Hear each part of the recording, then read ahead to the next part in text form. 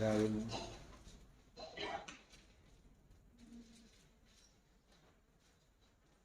8వ వచనములో మొదటి భాగం. నా తలంపులు మీ తలంపుల వంటివి కావు. చాలా ప్రార్థన చేస్తాం. సర్వోన్నతుడు మా పరలోకపు తండ్రి, మీ యొక్క అత్యంత మహాసంకల్పాన్ని బట్టి మీ తలంపులను గురించి మా తలంపులను గురించి ధ్యానం చేయబోతున్నాం. సహాయం చేసి మీరే మాతో మాట్లాడి బలపరచండి. మీరు మహిమ తెచ్చుకోండి. మీ పక్షంగా అల్పడను బలహీనుడను నన్ను మరుగుపరిచి మీరే మాట్లాడి బలపరచండి. యేసయ్య దివ్యనామమున ప్రార్థిస్తున్నాను పరమ తండ్రి. మరొకసారి చదువుకుందాం. 8, 9 వచనాలు. నా తలంపులు మీ తలంపుల వంటివి కావు, మీ త్రోవలు నా త్రోవల వంటివి కావు. ఇదే యెహోవా. ఆకాశములు భూమికి పైన ఎంత ఎత్తుగా ఉన్నవో మీ మార్గముల కంటే నా మార్గములు, మీ తలంపుల కంటే నా తలంపులు అంత ఎత్తుగా ఉన్నవి. దేవుని యొక్క తలంపులు, ఇశ్రాయేలు ప్రజల యొక్క తలంపులు, లేక నేటి కాలం ముందున్న మానవుని యొక్క తలంపులు గురించి ఆయన మాట్లాడుతూ, నా తలంపులు అంత తలంపులు మీ తలంపులు కాదు, మీ తలంపుల కంటే నా తలంపులు ఎంతో ఎత్తుగా ఉన్నవి. ఎంత ఎత్తుగా అంటే భూమికి పైన ఆకాశములు ఎంత ఎత్తుగా ఉన్నవో అంత ఎత్తుగా నా తలంపులు ఉన్నాయి. కాబట్టి దేవుని యొక్క తలంపులను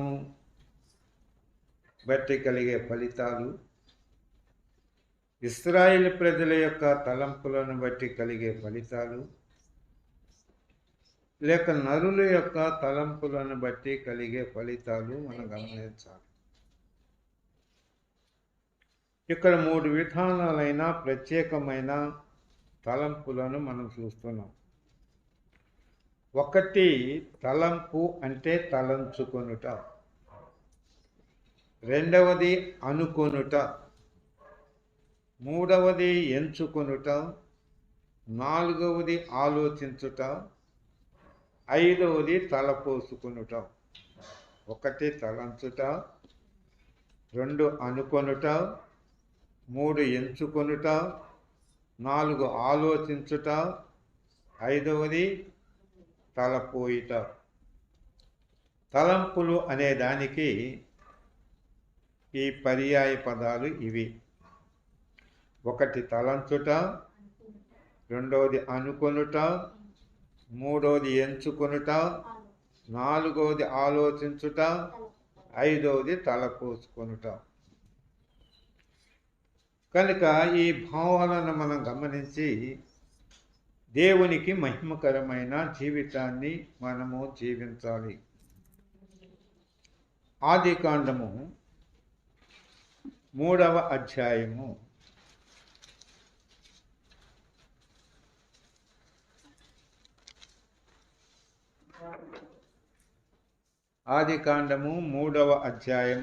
6వ వచనం చదువుకుందాం.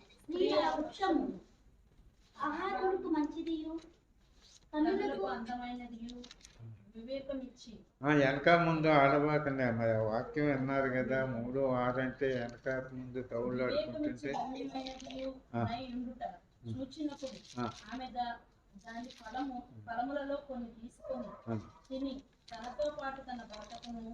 ఇచ్చాను. 6వ వచనం వరకు చాలు, ఇంకా ఉంది కదా. ఇక్కడ స్త్రీ ఆ వృక్షము ఆహారమునకు మంచిదియు, కన్నులకు అందమైనదియు, వివేకమిచ్చు రమ్యమైనది అయి ఉండుట చూచింది. దేవుని యొక్క ఆలోచనను మనం చూద్దాం. ఎప్పుడైతే ఆ స్త్రీ ఆ వృక్షము ఆహారమునకు మంచిదియు కన్నులకు అందమైనదియు వివేకమిచ్చు రమ్యమైనదియు అయ్యుండుట చూచింది. చూచిన ఆమె యొక్క ఆలోచనలు లేక తలంపులు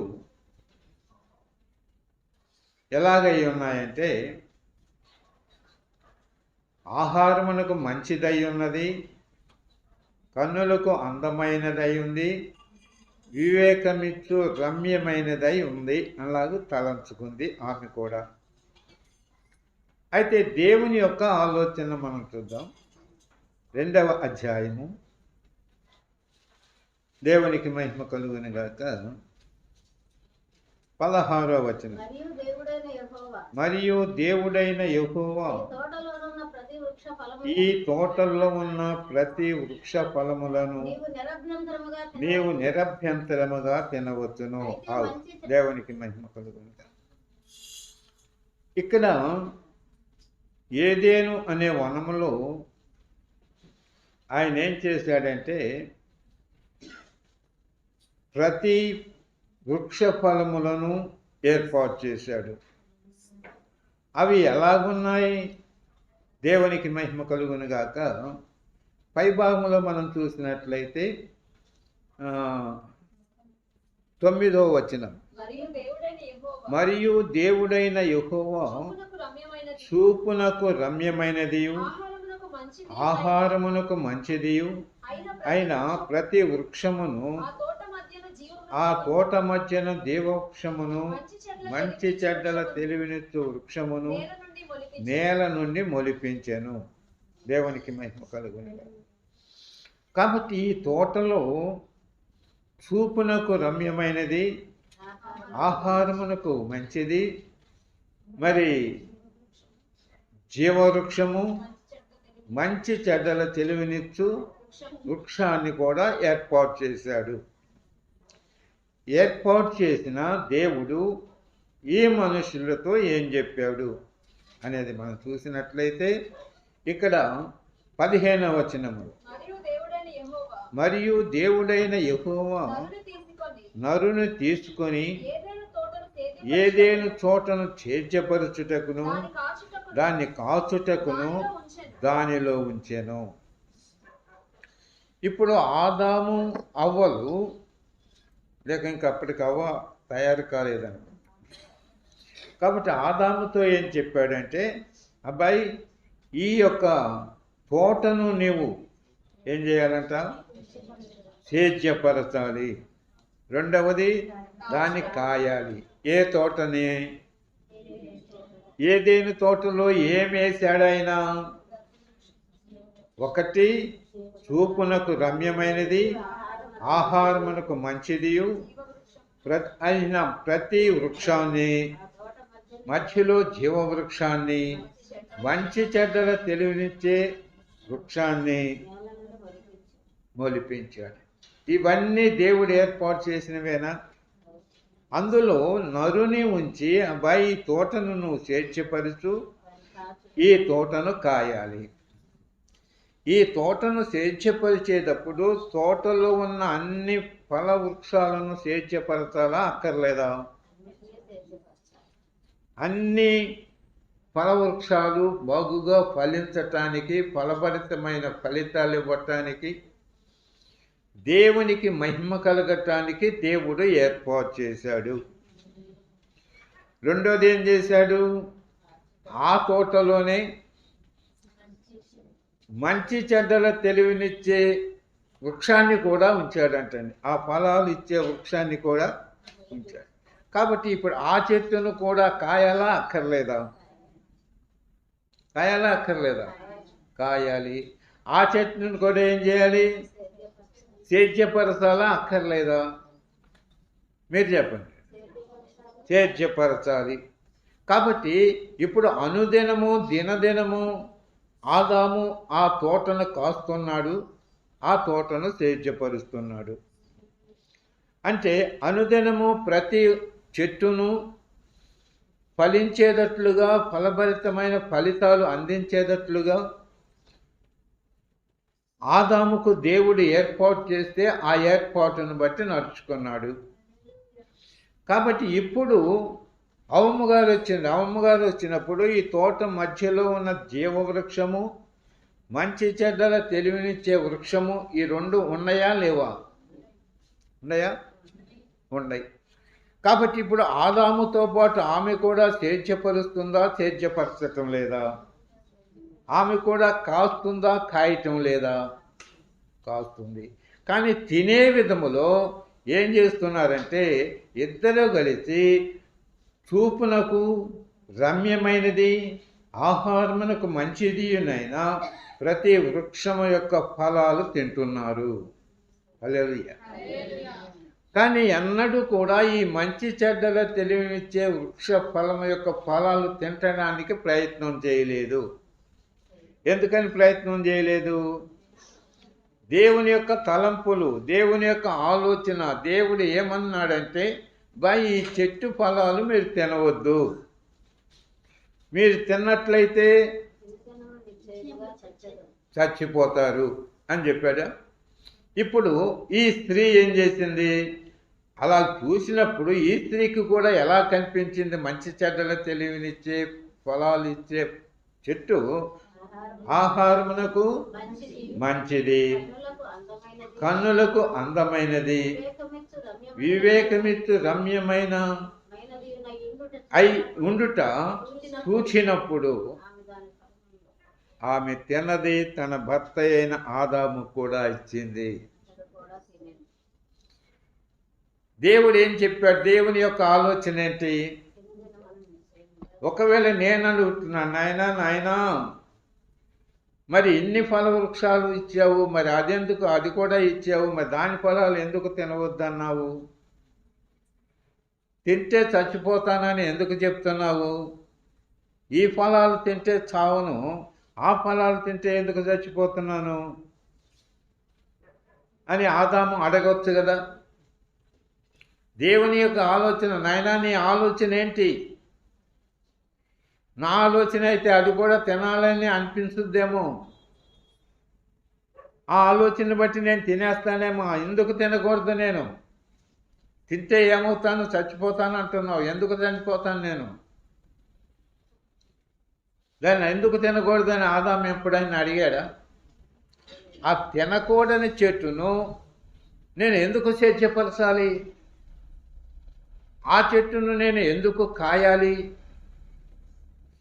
దాని మీద నాకు అంత భారం ఎందుకు? నేను ఎందుకు ఆ చెట్టు ఫలాలు తింటే చచ్చిపోతాను కదా, అట్టి చెట్టును యొక్క విషయంలో నాకు అంత బాధ్యత ఎందుకు అప్పగిస్తున్నావు అని ఏమైనా ఆలోచన చేశాడా ఆదాము? ఏమండి? చేయలేదు. ఇద్దరు కలిసి ఏం చేశారు? తినేశారు. తింటే ఎట్లున్నారంట? ఏమయ్యారంట? దిగంబరులయ్యారు. దిగంబరులైతే ఎట్టయ్యారు? ఏమండి? దేవునికి మహిమ కలుగునుగాక.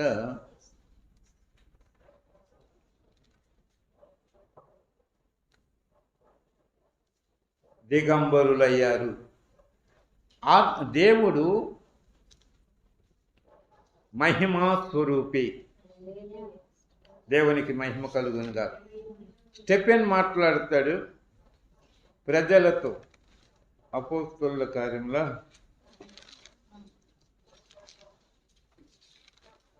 దేవునికి మహిమ కలుగునుగాక. ఇశ్రాయేలు ప్రజలతో, యూదులతో ఆయన మాట్లాడతాడు. ఏమని?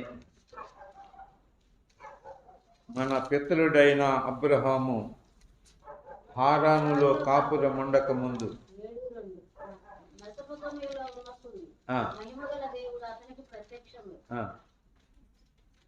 ప్రత్యక్షమై,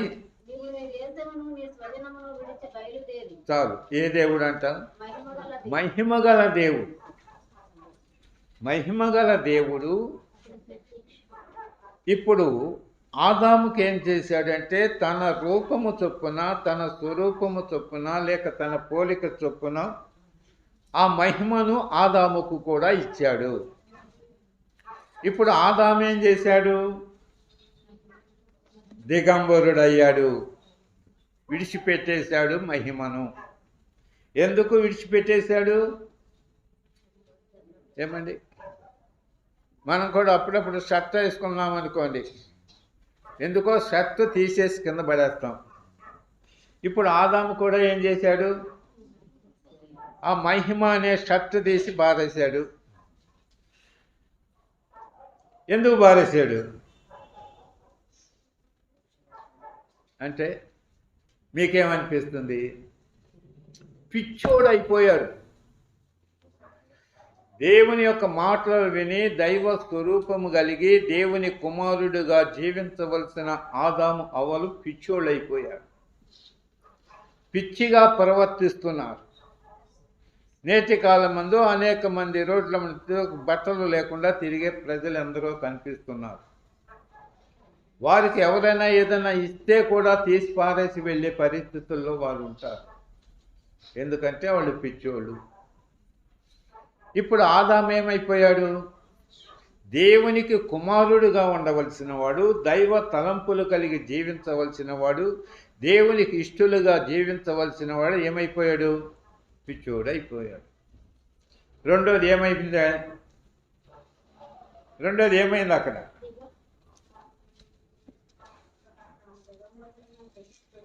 భయపడ్డాడు. ఎవరంటే భయపడ్డాడు? ఏ దేవుడంటే భయపడ్డాడు? మహిమగల దేవుడు. దేవునికి మహిమ కలుగునుగా. జీవము గల దేవుడు, సత్య దేవుడు, యథార్థమైన దేవుడు, మహాప్రభావము కలిగిన దేవుడు, అత్యున్నతమైన సింహాసనం మీద కూర్చునే దేవుడు, సదాకాలము నిలిచే ఆలోచన కలిగిన దేవుని యొక్క స్వరము వినగానే ఏమైపోయాడంట? భయపడ్డాడంటండి. సత్యమైన దేవుడు కనుక ఎప్పుడైతే ఆ దేవుని స్వరము విన్నాడో భయం వచ్చిందంట. అప్పుడే కాదు, ఇప్పటి వరకు దేవుని స్వరము వింటే మనుషులకి ఏంటంట? భయం అంటండి. ఎంత భయం! మా ఇంటి వాళ్ళందరూ మారిపోతారేమో, మా ఇంటి వాళ్ళందరూ రక్షణ పొందుతారేమో, మరి కళ్ళు లేకుండా కాళ్ళు లేకుండా ఎత్తుకుని తిరిగే ఈ దేవుళ్ళు అయితే మనకు సేఫ్టీ బాగుంటుంది. ఏళ్ళను వదిలిపెట్టి ఆ దేవుడి దగ్గరికి వెళ్తే కూతికి కాతికి ఇటు కూర్చో అట్ట కూర్చో అంటాడు, అట్ట చేయి ఇట్ట చేయి అంటాడు, ఇది కాదు అది కాదు అంటాడు, పొద్దాగా ఏదో చెప్తానే ఉంటాడు. కాబట్టి ఆ దేవుడు వద్దురా నాయన. ఆ దేవుడు స్వరము వింటేనే భయం. స్వరము విన్నాడా? ప్రత్యక్షత చూశాడా? స్వరము విన్నాడు. స్వరము వినుట వలన అట్టి పరిస్థితి భయము ఏర్పడింది. కాబట్టి భయము నుండి తప్పించుకుంటానికి ఏం చేయాలి? ఆయనకు దూరంగా వెళ్ళిపోయాడంటండి. ఆయన స్వరానికి దూరంగా వెళ్ళిపోయాడు. దేవుని స్వరము జలముల మీద వినపడుతుందంటండి. దేవుని స్వరము లెబానోను దేవదారు వృక్షములను విరుస్తుందంట. దేవుని స్వరము లేళ్లను ఏళ్ళ చేస్తుందంట. దేవునికి మహిమ కలుగునుగాక. అట్టి గొప్ప స్వరాన్ని వినకుండా ఎంత దూరం పోగలడు ఆదాము? ఏమండి, పోవుట సాధ్యమేనా? కనుక ఏదొక సమయం ఉందో చక్కగా వినపడుతుంది ఆదాముకి. వినపడేటట్టుగా చెప్పగల సామర్థ్యము కలిగిన వాడు దేవుడు. కానీ ఏమనుకున్నాడో, ఏం ఆలోచన చేశాడో, దేవుడు ఆలోచించేసి ఆదాముకు ఒక ఏర్పాటు చేద్దాం, ఇలాగ అయిపోయాడు అని వస్తే ఆదాముకు దూరంగా, దేవునికి దూరంగా వెళ్ళిపోయాడంట. కనుక మన జీవితంలో కూడా అప్పుడప్పుడు అలాగే దూరంగా వెళ్ళిపోతాం. ఎంత దూరంగా ఉన్నా ఆయన స్వరము మన అంటే వచ్చేస్తుంది. హల్లెలూయా. కనుక దేవుని ప్రజలమైన మనము దేవునికి మహిమకరమైన జీవితాన్ని మనము జీవించవలసిన వారమై ఉన్నాం. రెండవది, దేవునికి మహిమ కలుగునుగాక.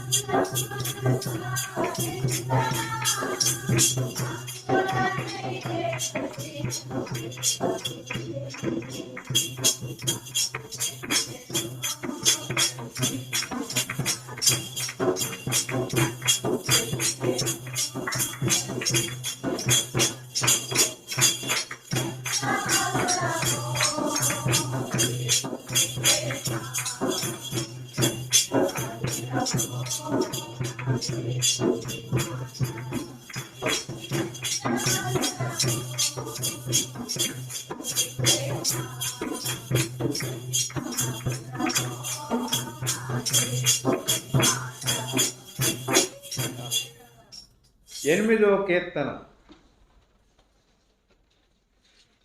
దేవునికి మహిమ కలుగునుగాక.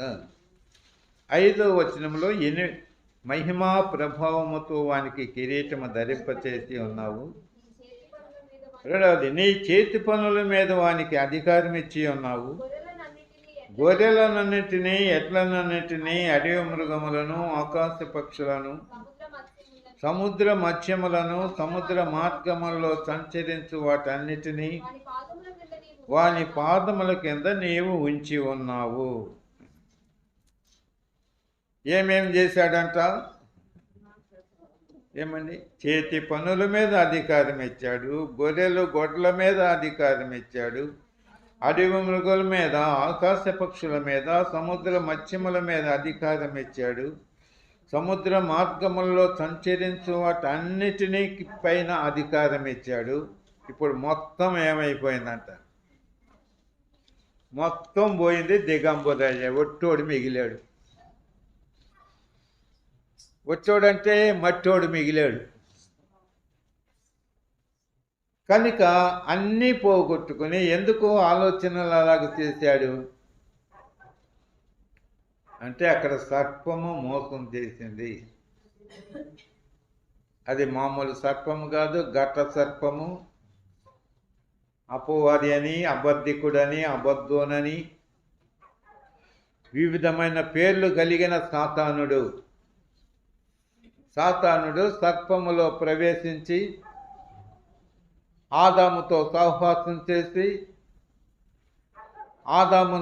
అవ్వతో సహవాసం చేసి అవ్వను లోబొచ్చుకొని తన ఆలోచనలు చెప్పి తండ్రి అయిన దేవునికి దూరంగా తీసుకొచ్చేసాడు. ఏ తలంపుతో దేవుడు సృజించాడు,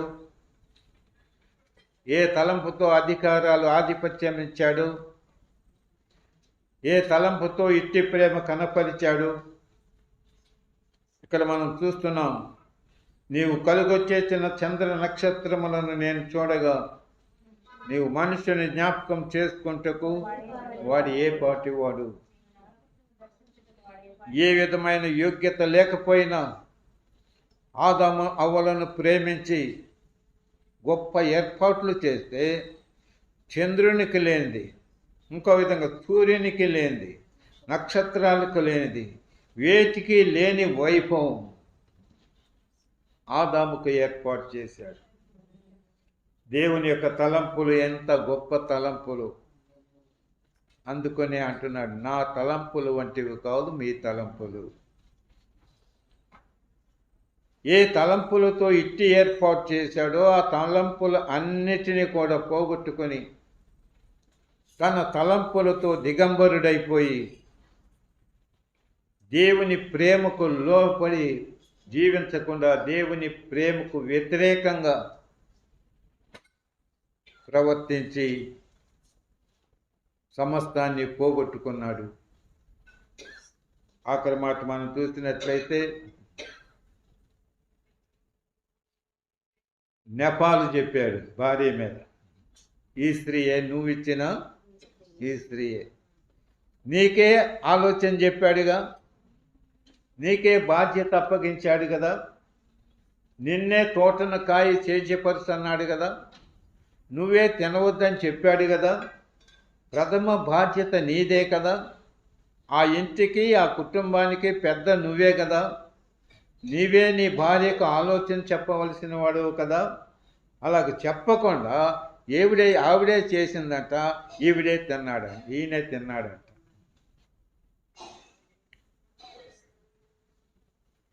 కనుక దేవుని యొక్క తలంపులను మనం అర్థం చేసుకొని దేవునికి మహిమకరముగా మనము జీవించవలసిన వారమై ఉన్నాం.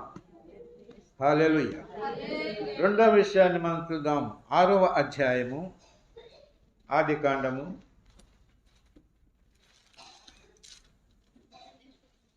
5వ వచనం. మరియు నరుల చెడుతనము భూమి మీద గొప్పదనియు వారి హృదయం యొక్క తలంపుల్లో ఊహ అంతయు ఎల్లప్పుడూ కేవలము చెడ్డదని యెహోవా చూశాడు. నరులు ఏంటంట? నరుల చెడుతనము భూమి మీద గొప్పది. సృష్టిలో ఎన్నో జంతువులు ఉన్నాయి, జీవులు ఉన్నాయి, మత్స్యములు ఉన్నాయి, సముద్ర మత్స్యములు ఉన్నాయి, ఆకాశ పక్షులు ఉన్నాయి. వాటన్నిటిని చూస్తే ఈ నరుల యొక్క చెడుతనమే గొప్పదంటండి. భూమి మీద ఎంత ఆలోచనలు, నరుల ఆలోచనలు ఎంత గొప్పవో ఇక్కడ మనం చూస్తున్నాం. జంతువులకు రాని ఆలోచనలు, పక్షులకు రాని ఆలోచనలు, పురుగులకు రాని ఆలోచనలు, వివిధ విధములైన మత్స్యములకు రాని ఆలోచనలు, మంచి ఆలోచనలుగా చెడు ఆలోచనలు, సమస్తాన్ని చక్కగా ఏలుబడి చేయి, చక్కగా పరిపాలన చేయి, నీ బాధ్యతను చక్కగా నిర్వహించు, మంచి కలిగి ఉండు, సత్ప్రవర్తన కలిగి జీవించు, నా కుమారుడు అని అనిపించుకో అని దేవుడు ఏర్పాటు చేసి నడిపిస్తే భూమి మీద అందరికన్నా అన్నిటికన్నా చెడుతనం ఎక్కువ చేసేది ఎవరంట? మనుషులు అంటే. హృదయం యొక్క తలంపులలోని ఊహ అంతయు ఎల్లప్పుడూ కేవలము చెడ్డది, మంచి అనేది లేదంటండి. తినే విధంగా, చూసే విధంగా, ఆలోచించే విధంగా, ప్రవర్తించే విధముగా, కూర్చునే విధముగా, నడిచే విధంగా, పడక విధముగా, ఎటు చూసినా ఏ విధంగా చూసినా అంతా చెడు విధానాలేనంటండి. నోరు లేని పక్షులు, నోరు లేని జంతువులు ఏమండి, వాటికేమీ దేవుడు మహిమ ఇవ్వలేదు. ఆదాముకి ఇచ్చిన మహిమ వాటికేమీ ఇవ్వలేదు. ప్రత్యేకంగా అబ్బాయి మీరు ఎలాగ ఉండాలి అని ఆ జంతువులకు ఏమీ చెప్పలేదు, పక్షులకేమీ చెప్పలేదు. కానీ అవి దేవుని భయం కలిగి చక్కగా నడుచుకుంటున్నాయి. కానీ మనుషులు ఎప్పటి నుంచి అంటండి? బాల్యము నుండి. బాల్యం అంటే ఏ వయసు? ఏమో మీరే నిర్ణయించుకొని. అప్పటి నుంచి చెడుతనమేనంటండి. అందుకనే మనం కూడా అంటాం కదా, పుట్టుకతో పుట్టిన బుద్ధులు ఎప్పటి వరకు? చచ్చే వరకు. పుట్టిన కానించి చచ్చే వరకు చెడుతనమే. ఏ ఆలోచన? ఈ నరుల యొక్క ఆలోచన. దేవుని యొక్క ఆలోచన ఏంటి? ఏ ఆలోచనతో సమస్తాన్ని సృష్టించాడు? ఏ ఆలోచనతో సాతానుకు అధికారము లేకుండా సాతానును పడగొట్టాడు? మానవుని మీద ఉన్న ప్రేమతోనే కదా సాతానుని పరలోకంలో ఉన్నయకుండా అక్కడి నుంచి కిందకి నెట్టేశాడు. ఆ అధికారాన్ని నా కొరకే కదా నన్ను కోరి దేవుడు ఇట్టి పని చేశాడని ఆదాము ఎప్పుడైనా అనుకున్నాడా? ఆ మనుషులు అనుకున్నారా? ఎప్పుడైనా పొరపాటునైనా ఒక కలన్న వచ్చిందంటారు వాళ్ళకి? అట్టి పరిస్థితులలో బాల్యము నుండి వారి హృదయ ఆలోచనలు ఎలాంటంటే కేవలము చెడ్డవి, మంచిదొక్కటి లేదు. ఏదో పాట ఉంది, మంచి అన్నది పెంచుమన్నా పాట ఏంటి అది ఏదో వచ్చింది, మంచిది పెంచాలా చెడుని పెంచాలా? కనుక దేవునికి మహిమకరమైన జీవితాన్ని మనము జీవించవలసిన వారమై ఉన్నాం. ఆ మీదట దేవునికి మహిమ కలుగును గాక. ఇక్కడ ఏమన్నాడంటే 8వ అధ్యాయము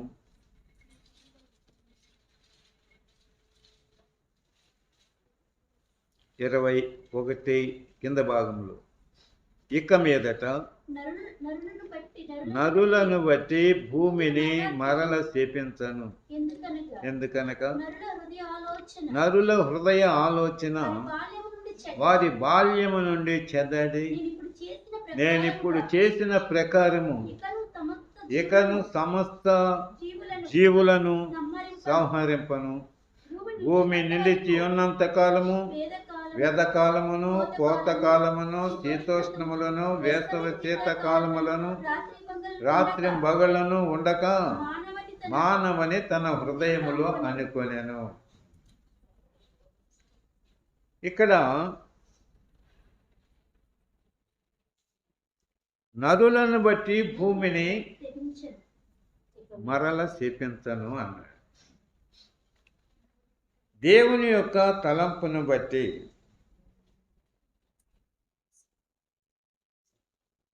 జీవించవలసిన మనుషులు జీవించకపోవటం వలన దేవుని యొక్క సన్నిధిలో నుంచి శాపం వచ్చేసింది. ఆ శాపము ఎవరెవరి మీద పడింది? నరుల మీద, రెండవది సమస్త జీవుల మీద పడిపోయింది, కాలాల మీద పడిపోయింది. అందుకనే అపోస్తలుడైన పౌలు కొరింథీయులకు రాసిన పత్రిక అనుకుంటాను, భూమి దాస్యానికి లోబర్చబడింది కనుక ప్రసవ వేదన పడు స్త్రీ వలె భూమి వేదన చెందుతుందంటండి. ఎందుకు? ఈ మనుషుని యొక్క తలంపులను బట్టి, దాస్యానికి లోబర్చబడిన బట్టి భూమి ఇంకా సారము ఇవ్వలేని పరిస్థితులు, ఎన్నో విధాలుగా శాపము అన్నిటి మీదకి వచ్చేసింది. అయితే ఇప్పుడు ఈ నరుల చెడుతనము బాల్యం నుండి చెడ్డదే గనక ఈ నరులను బట్టి ఇంకా వేటిని నేను అలాగూ శాపము రావటానికి ఉద్దేశించను అన్నాడు. కనుక దేవుని ప్రజలమైన మనము మన యొక్క ప్రవర్తన మనతో ఆగదు. మన చెడుతనము మనతోనే మాత్రమే కాదు, మన కుటుంబానికి వస్తుంది, ఇరుగు పొరుగు వారికి వస్తుంది, ఆ పై వారికి వస్తుంది, అందరికీ వచ్చేస్తుంది. అయితే దేవుని యొక్క తలంపులను కలిగి చెడుతనం మానుకున్నట్లయితే ఎంత బాగుండేను. బాల్యం నుంచి అది పోని పరిస్థితి, కాలాలు మారినా, జగాలు మారినా, యుగాలు మారినా, తరతరాలు మారినా నరుల చెడుతనము మారటం లేదు. దేవుని పిల్లలమని, దేవుని ప్రజలమని, దేవుని స్వరూపమని, దేవుడు మమ్మలను ప్రేమిస్తున్నాడని చెప్పుకునే ప్రజలు ఎందరో ఉన్నారు లోకములో. దేవుని పిల్లలుగా నడుచుకుంటున్నారా? దేవుని ప్రజలుగా నడుచుకుంటున్నారా? దేవుని యొక్క తలంపులను బట్టి వారి జీవితాలను మార్చుకోగలుగుతున్నారా? మనం ఎరిగి దేవునికి మహిమకరమైన జీవితాన్ని మనము జీవిద్దాం. 17వ అధ్యాయము ఆదికాండం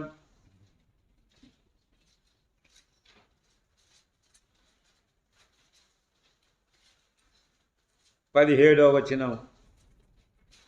అప్పుడు అబ్రహాము సాగిలపడి నవ్వి, చదవమ్మా. నూరేండ్ల వానికి సంతానము కలుగునా, 90 ఏండ్ల సారా కనునా అని మనసులో అనుకొనెను. ఏమనుకున్నాడంట?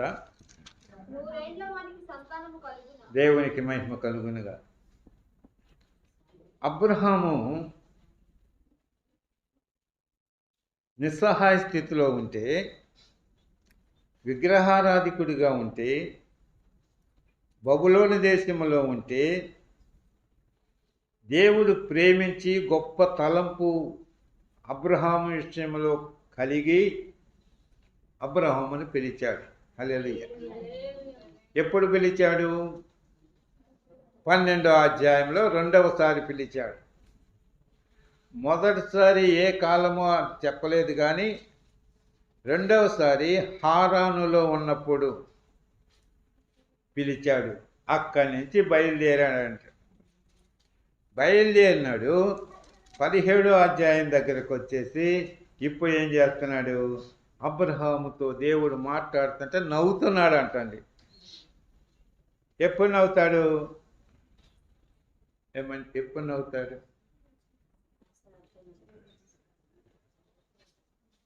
మొన్న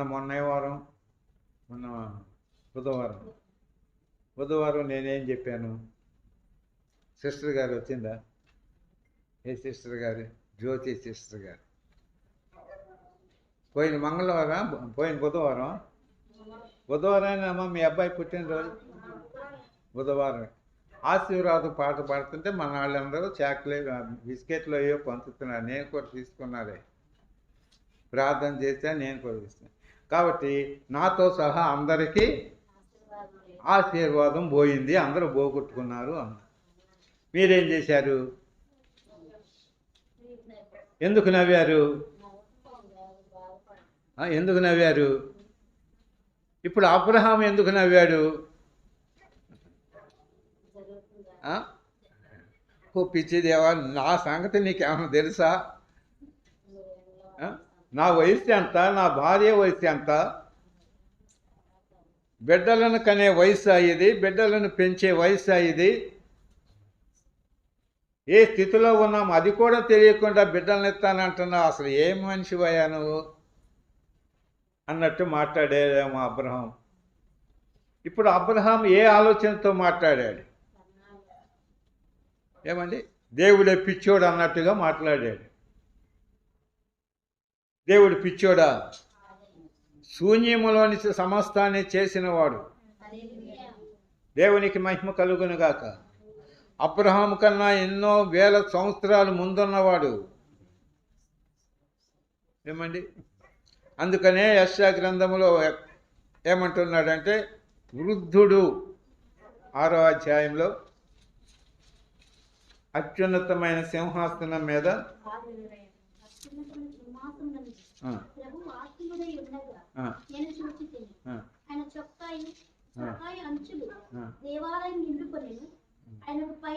ఆగండి. ఎక్కడ మహావృద్ధుడు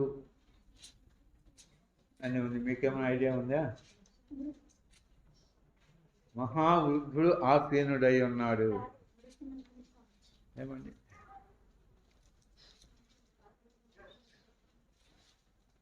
ఆయనే యేసయ్య, అత్యున్నతమైన సింహాసనం మీద ఉన్నవాడు, యుగ యుగాలు ఉన్నవాడు.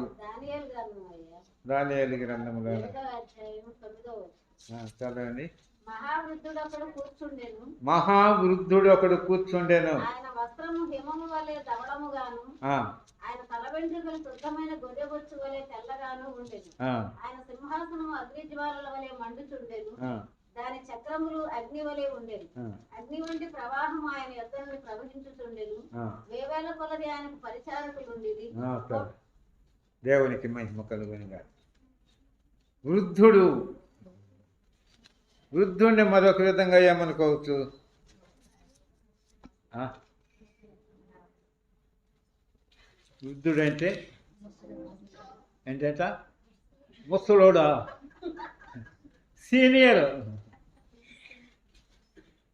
ఈ లోకములో ఉన్న గొప్ప గొప్ప వాళ్ళందరికన్నా సీనియర్.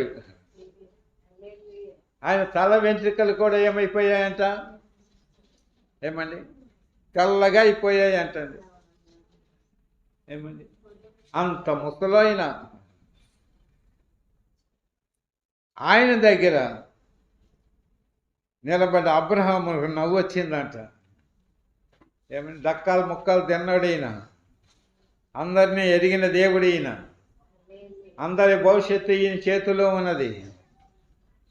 ఇట్టి దేవునిని పట్టుకొని నవ్వితే ఏమంటాడు దేవుడు? ఏమండి? ఒకవేళ అలాగ నవ్వితే దేవుడు ఏమనుకోవాలి? షేమ్ అయిపోయాడు అన్నమాట.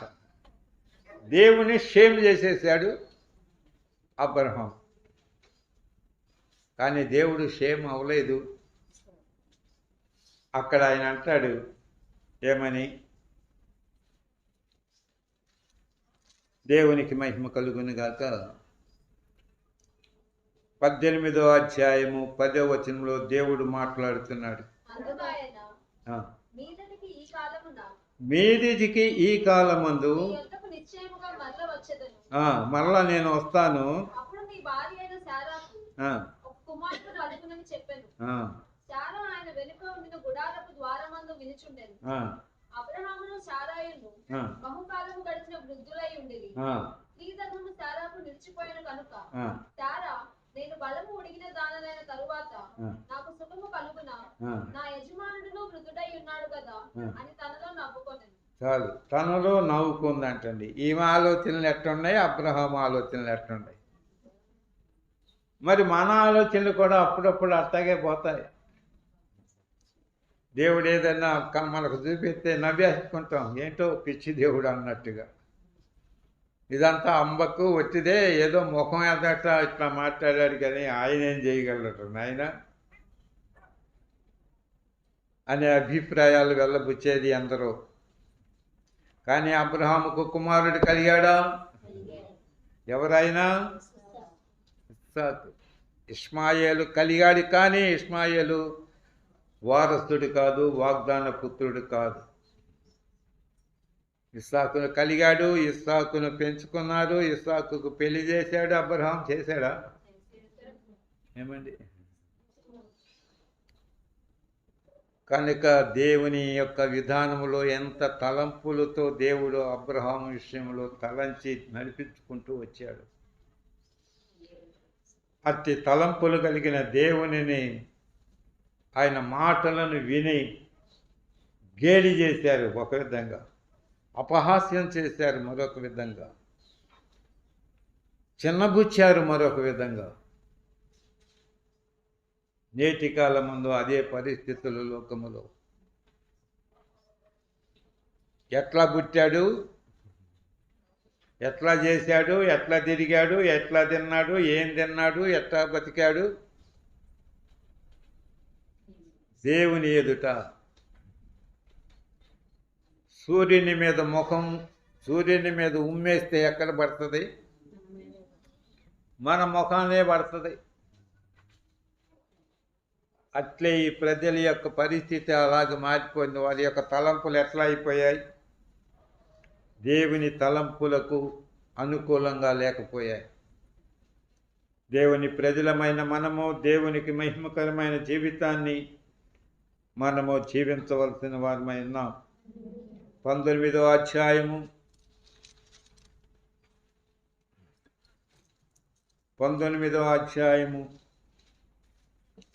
14వ వచనం. లోతు బయటికి వెళ్ళి తన కుమార్తెలను పెండ్లడయ్యున్న తన కుమార్తెలను పెండ్లాడనయ్యున్న తన అల్లులతో మాట్లాడి లెండి, ఈ చోటు విడిచిపెట్టి రండి, యెహోవా ఈ పట్టణమును నాశనము చేయబోతున్నాడని చెప్పాను. అయితే అతడు తన అల్లుళ్ళ దృష్టికి ఎగతాళి చేయువాని వలె ఉండెను. లోతుతో చెప్పాడు, దేవుని యొక్క దూతలు చెప్పారు, అబ్బాయి ఖాళీ చేయాలి ఇది, కాబట్టి నీవు నీ భార్య పిల్లలు కూడా ఇక్కడి నుంచి వెళ్ళిపోండి, నాశనం జరగబోతుంది, అగ్ని గంధకములు ఈ పట్టణాల మీద కురవబోతున్నాయి, త్వరగా బయలుదేరు అని చెప్పి. ఆ లోతు ఏం చేశాడు? తన కుమార్తెలను పెండ్లాడనయ్యున్న అల్లులతో మాట్లాడు, అబ్బాయి రండిరా మనం వెళ్ళిపోదాం, దేవుడు చెప్పాడు, దేవుడు ప్రత్యక్షత ఇచ్చాడు, ఈ చోటు అగ్ని గంధకముల చేత దహించబడబోతుంది, దాని నుంచి మనం తప్పించుకోవాలి, రండి పారిపోదాం వెళ్ళిపోదాం అని చెబితే ఎగతాళి చేసేవాడిగా వారు భావించారు, ఆట పట్టించేవాడిగా భావించాడు. అప్పుడప్పుడు మనం కూడా వింటాం కదా, నానా పులి అన్నాడు అంటండి గొర్రెలను కాసే కొడుకు. చుట్టుపక్కల కాపల వాళ్ళందరూ, గొర్రెల కాపర్లందరూ పరిగెత్తుకొచ్చారంటండి. ఏదిరా పులి అంటే నవ్వేశాడంట, నవ్వేసి పులి లేదు ఏం లేదే అన్నాడు. ఎక్కడ వాళ్ళు అక్కడ పోయారు. అది పోయిన తర్వాత మళ్ళీ నానా పులి అన్నాడంటండి. మళ్ళీ అందరూ వచ్చేసారు. ఏదిరా అంటే నవ్వుతున్నాడంట హిహి అని. ఊరిడేమో ఆట పట్టిస్తున్నాడు రా నాయన అనుకుని ఇక శుభ్రంగా రానట్టుగానే వెళ్ళిపోయారు. నిజంగానే పులి వచ్చింది. ఇంకా నానా పులి అంటే ఒక్కడు రాలా. వచ్చిందా పులి? గొర్రెత్తిపోయిందా? ఏడుపు మిగిందా? సంతోషం వచ్చింది? ఇందాక ఆహాహా అని నవ్వాడు, ఇప్పుడేమైంది? నష్టమైంది, బాధ అయింది, ఏడుపు వచ్చింది, ఎంత వేదన కలిగింది. అట్లా వీళ్ళ పరిస్థితి కూడా అట్లాగే అవుతుంది. కనుక దేవునికి మహిమకరమైన జీవిత విధానములో ఒక విధంగా లోతు దేవుని సేవకుడేమో, దేవుని యొక్క భక్తుడేమో, దేవుని యొక్క ప్రత్యక్షతలు కలిగిన వారేమో. ఈ లోకం మీదకి ఉగ్రత రాబోతుంది, జలప్రలయం గత కాలం ముందు వచ్చింది, ఇప్పుడు రాదు, ఇప్పుడు అగ్ని ప్రళయం వస్తుంది, కమ్ముకుంటూ వచ్చేస్తుంది, మీరు త్వరగా బయటికి రండి, ప్రభువుని నమ్ముకోండి, ఇదిగో రక్షకుడైన యేసు క్రీస్తు అంటే ఏం చేస్తున్నారు? అపహాస్యం చేస్తున్నారు, ఎగతాళి చేస్తున్నారు, నానా విధంగా మాట్లాడుతున్నారు. ఆ వచ్చిన రోజు చెట్టుకొక్కరై పుట్టకొక్కరై అలమటించే ఆ రోజు అంటండి. అదే ఆ రోజు. ఎవడొస్తాడు? ఎవడి అడ్రస్ ఎక్కడుంది? తమ బంగారాన్ని సహితము అందరూ జేబుల్లో వేసుకుని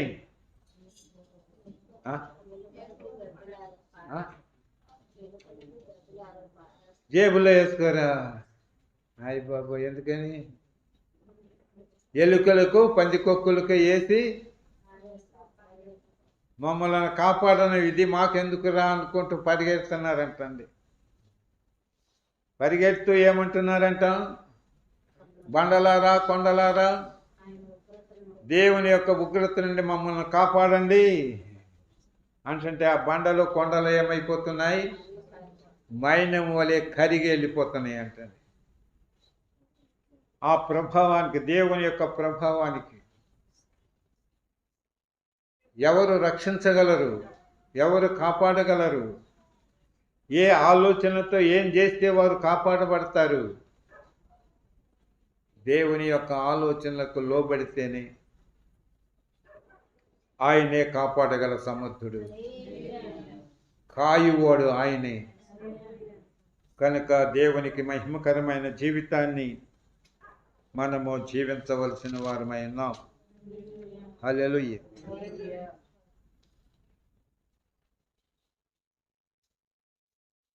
అలాగే ఆ ప్రకారము 19వ అధ్యాయములో అగ్ని గంధకములు కురిశాయా? దేవునికి మహిమ కలుగునుగా. 26వ వచనం. అయితే లోతు భార్య ఆ, అతని వెనుక నుండి తిరిగి 28 సొదొమ గొమొర్రాల తట్టును ఆ, ఆ మైదాన ప్రదేశము యావత్తును చూడగా ఆ, అదిగో ఆ ప్రదేశము పొగ ఆ, ఆవపు పొగ వలె లేచుచుండెను. ఆ. దేవుడు ఆ మైదానపు పట్టణములను పాడు చేసినప్పుడు దేవుడు అబ్రహాముని జ్ఞాపకము చేసుకొని అబ్రహామును జ్ఞాపకం చేసుకున్నాడంటండి. లోతు కాపురమున్న పట్టణములను నాశనం చేసినప్పుడు ఆ ఆ నాశనము మధ్యన లోతు నశించకుండా అతన్ని తప్పించెను. అబ్రహాము యొక్క తలంపును బట్టి లోతును తప్పించాడు ఒక్కడే కనుక. ఇప్పుడు సొదొమ గొమొర్రా ప్రజల యొక్క తలంపులను బట్టి నాశనము వారికి కలిగినట్లుగా ఇక్కడ మనం చూస్తున్నాం. కనుక దేవునికి మహిమకరమైన జీవితాన్ని మనము జీవించవలసిన వారమై ఉన్నాం. మరొకటి 20వ అధ్యాయము 11వ వచనం. అబ్రహాము ఉమ్. ఈ స్థలమందు దేవుని భయము ఏమాత్రమును లేదు కనుక నా భార్య నిమిత్తము నా భార్య నిమిత్తము నన్ను నన్ను చంపుదురు అనుకొని చంపుదురని చేసి అనుకొని చేశాడంటండి. ఏం చేశాడు? ఇక్కడ అబీమెలెకు ఉన్న రాజుగా ఉన్న ఆ ప్రదేశం దక్షిణ దేశము, దేవునికి మహిమ కలుగునుగాక, కాదేశుకును షూరుకును మధ్య దేశములో ఉన్నాడు. ఆ దేశాన్ని ఎవరి స్వాధీనములో ఉందంటే అబీమెలెకు స్వాధీనములో ఉంది. ఆ ప్రజలు ఎలాంటి వారు? ఆ ప్రజలు భయంకరమైన తలంపులు కలిగిన వారు.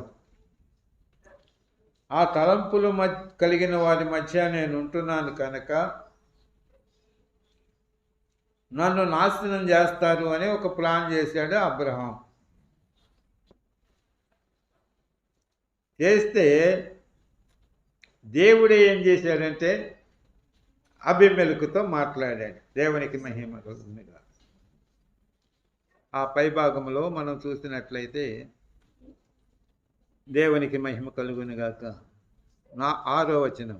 అందుకు దేవుడు ఆ, అవును యథార్థ హృదయముతో దీన్ని చేస్తువని నేను ఎరుగుదును. ఆ, మరియు నీవు నాకు విరోధముగా పాపము చేయకుండా ఆ, నేను నిన్ను అడ్డగించుతిని. ఆ, అందుకే నేను నిన్ను ఆమెను ముట్టనీయలేదు. ఆ. కాబట్టి ఆ మనిషిని భార్యను తిరిగి ఆ మనుషుని భార్యను తిరిగి అతనికి అప్పగించుము. అతడు ప్రవక్త. అతడు ప్రవక్త. అతడు నీ అతడు నీ కొరకు ప్రార్థన కొరకు ప్రార్థన చేయును, నీవు బ్రతుకుదువు. నీవు బ్రతుకుతావు. దేవునికి మహిమ కలుగునుగా. కాబట్టి అబ్రహాము అబీమెలెకు శారాను చేర్చుకున్నది ఒక విధమైన ఆలోచనతో అయితే దేవుడు మాట్లాడినప్పుడు ఆ ఆలోచనను మార్చుకున్నాడు. దేవునికి మహిమ కలుగునుగా. మార్చుకొని ఆ శారాను అబ్రహాముకు అప్పగించాడు. దేవునికి మహిమ కలుగును. అందుకు చేసిన తప్పుకు ప్రతిఫలముగా పెనాల్టీగా ఏమిచ్చాడు? మరియు అతడు శారాతో ఇదిగో నేను 1000 రూపాయలు ఇచ్చి ఉన్నాను. ఆ, ఇది నీ యుద్ధనున్న వారందరి దృష్టికి ప్రాయశ్చిత్తముగా ఉండుటకై ఆ, ఇది నీ పక్షముగా ఇచ్చి ఉన్నాను. ఆ. ఈ విషయం అంతటిలో నీకు న్యాయం తీరిపోయినదనెను. దేవునికి మహిమ కలుగునుగా. ఆ మీదట అబ్రహాం ప్రార్థన చేశాడు, అబీమెలెకును కాపాడాడు. దేవుడు ఆశీర్వదించినట్లుగా మనం చూస్తున్నాం. అట్లే ఇస్సాకు విషయంలో కూడా అలాగే చేశాడు. ఇస్సాకు అలా చేస్తే దేవుడు ఏం చేశాడంటే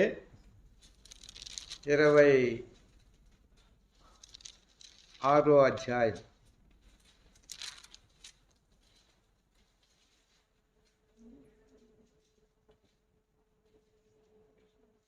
6 నుంచి ఇస్సాకు ఉమ్. గెరారులో నివసించి గెరారులో నివసించెను. ఆ చోటి ఆ మనుషులు తోటి మనుషులు అతని భార్యను చూచి అతని భార్యను చూసి ఆమె ఎవరిని అడిగినప్పుడు ఆమె ఎవరని అడిగినప్పుడు అతడు ఆమె నా సహోదరి అని చెప్పాను. ఎందుకనుక ఆ, లెక్క చక్కనిది కనుక ఆ, ఈ చోటి మనుషులు ఆ. ఆమె నిమిత్తము ఆ. నన్ను చంపుదురేమో అనుకొని సంపుదురేమో అనుకుని తన భార్య అని చెప్పుటకు భయపడాను. అక్కడ అతడు చాలా దినములు అతడు చాలా దినములు ఉండిన తర్వాత ఫిలిష్తీయుల రాజైన అబీమెలెకు ఫిలిస్తీయ రాజు అయిన అబీమెలెకు కిటికీలో నుండి చూచినప్పుడు కాబట్టి ఆమె తీసుకుపోయాడంట. ఇక్కడ చూస్తే ఇక్కడ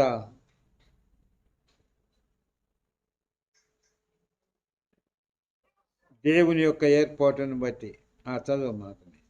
అప్పుడు ఆ, అప్పుడు అది చాలా దినములు ఉండిన తర్వాత ఆ, ఫిలిష్తీయుల రాజైన అబీమెలెకు ఆ, కిటికీలో నుండి చూచినప్పుడు ఆ. ఇస్సాకు తన భార్య అయిన రిబ్కాతో ఆ. తరసమాడుట కనపడింది. తరసమాడుట చూచెను. అప్పుడు అబీమెలెకు అప్పుడు అబీమెలెకు ఇస్సాకును పిలిపించి, ఇదిగో ఆమె నీ భార్యయే, ఆమె నా సహోదరిని ఎలా చెప్పితమని అడుగుగా ఇస్సాకు ఆమెను బట్టి నేను చనిపోవుదునేమో అనుకుంటునని అతనితో చెప్పాను. అందుకు అబీమెలెకు, నీవు మాకు చేసిన ఈ పని ఏమి?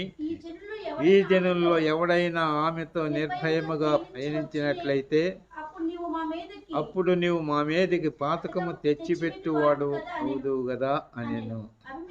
ఇప్పుడు ఇస్సాకు యొక్క ఆలోచనలు సరైనవి కాకుండా పోయింది. దేవుని యొక్క సంకల్పాన్ని బట్టి దైవ ఆలోచనతో సద్భావముతో వీళ్ళు ప్రవర్తించే ప్రవర్తన. కానీ ఇస్సాకు ఏం చేశాడంటే భయపడి తను చంపుతారేమో వీళ్ళు అని అలాగూ మాట్లాడాడు. కనుక ఒకవేళ అలా జరిగినట్లయితే మా పరిస్థితి ఏంటి? దేవుడు మా మీదకి ఎట్టి పరిస్థితి తీసుకువచ్చేవాడు కదా అని మార్పు చెంది ఆమెను ఏం చేశారంటే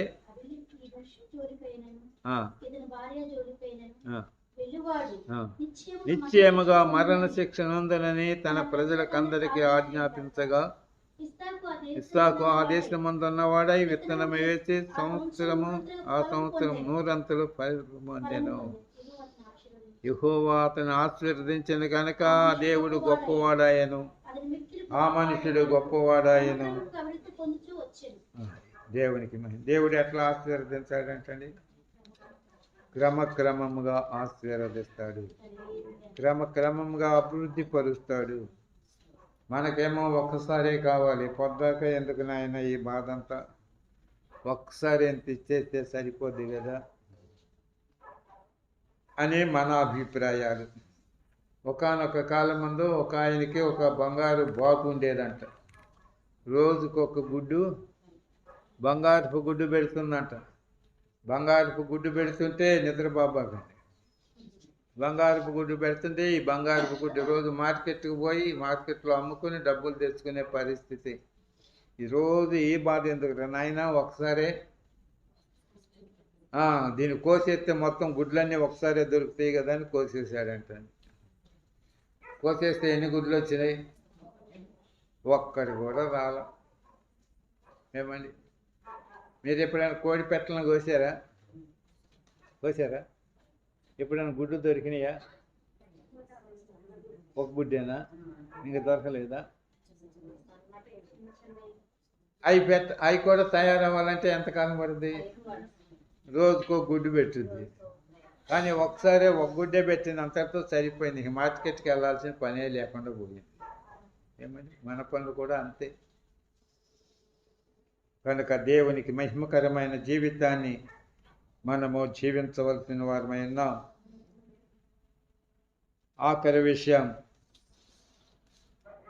26వ అధ్యాయము. సర్వశక్తి సంపన్నుడవు సకల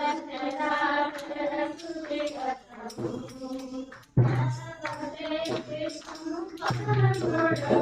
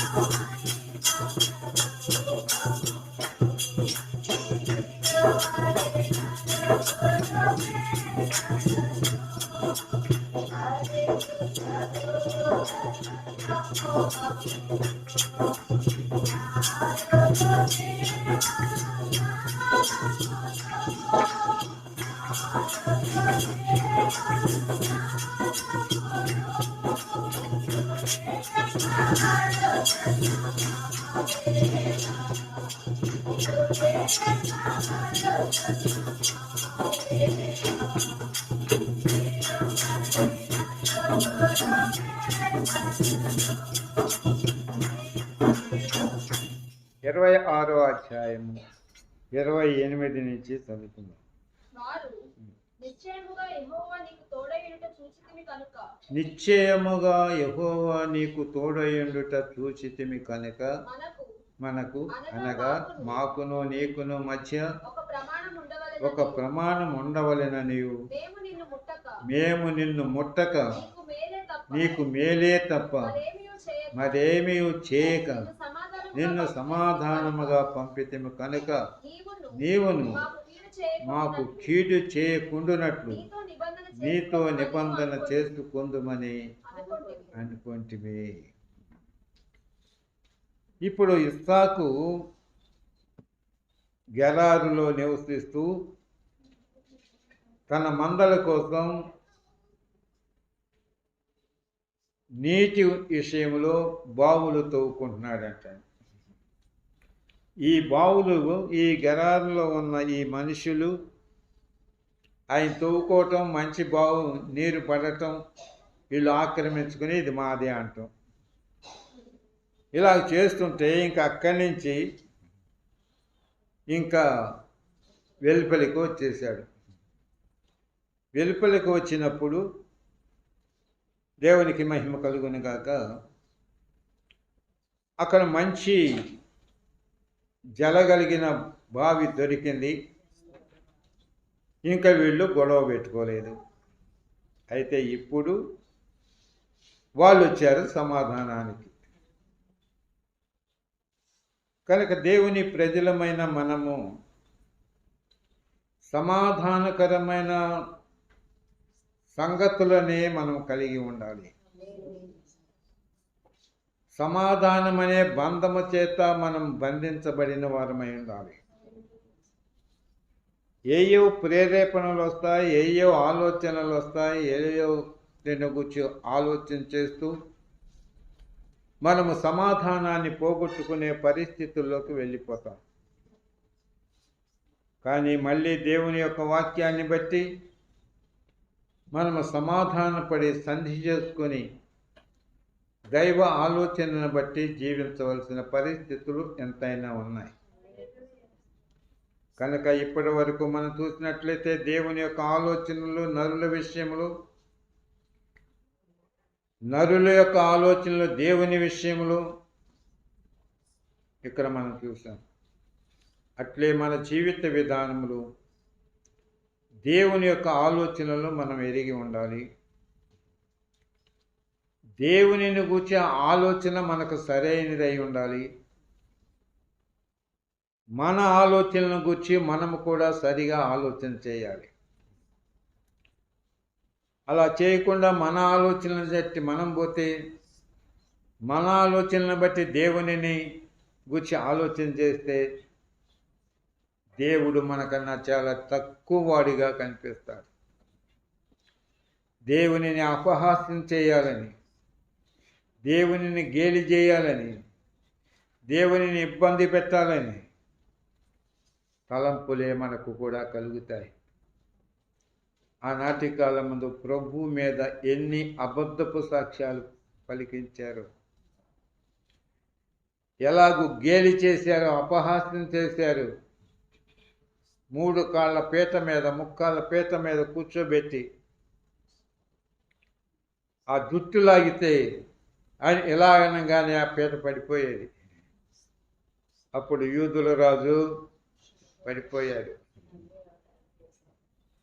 ఎంతగా అపహాసం చేశారు. నెత్తి మీద ముసుగేసి కొట్టి గుద్ది నిన్నెవడు కొట్టాడో చెప్పమని చెప్పారు. దేవుని గురించి అలాగే ఆలోచన చేశారు వాళ్ళు. నేటి కాలం ముందు అందరూ అలాగే చేస్తున్నారు. అనకూడని మాటలు, అనరాని మాటలు, ఎన్నో విధాలుగా ప్రభువుని గురించి మాట్లాడుతున్నారు. కానీ ప్రభువుకు తలంపు ఉంది. ప్రేమ స్వరూపి, ప్రేమనే నేను చూపుతాననుకున్నాడు. ప్రేమ చేత నేను రక్షించాలనుకుని ఈ లోకానికి వచ్చాడు. కానీ ద్వేషించింది ఈ లోకం, అపహసించింది ఈ లోకం, హింసించింది ఈ లోకం, చంపి సమాధి పెట్టేసింది లోకం. కానీ దేవుడు తన ఆలోచనను బట్టి ప్రభువును లేపాడు, తనతో కూడా తన సింహాసనం మీద కూర్చోబెట్టాడు. హల్లెలూయా. ఇప్పుడు వీళ్ళందరి తలంపులు ఏమయ్యాయి? కనుక దేవునికి మహిమకరముగా మనం నడుచుకుందాం. దేవుని తలంపులు ఎంత గొప్పవో ఇందులో మనం చూస్తున్నాం. ఇంకా ఈ ఆది కాండంలో ఇంకా ఇన్ని తలంపులు దేవుని ఉన్నాయి, మనవి కూడా ఉన్నాయి. కనుక దేవునికి మహిమకరముగా మనం తలంచుకుంటూ మనం జీవిద్దాం. అసలు దేవుని గురించి మనం ఏం ఆలోచన చేస్తున్నాం? దేవుడు ఎందుకు ఈ లోకానికి వచ్చాడు? ఏం చేయటానికి ఈ లోకానికి వచ్చాడు? ఈ లోకంలో ఎవరున్నామని ఆయన ఈ లోకానికి వచ్చాడు? ఈ లోకములో ఉన్న మానవునికి, నీకు నాకు దేవునికి ఉన్న మధ్య సంబంధం ఏమని ఆయన కలిగి ఉన్నాడు?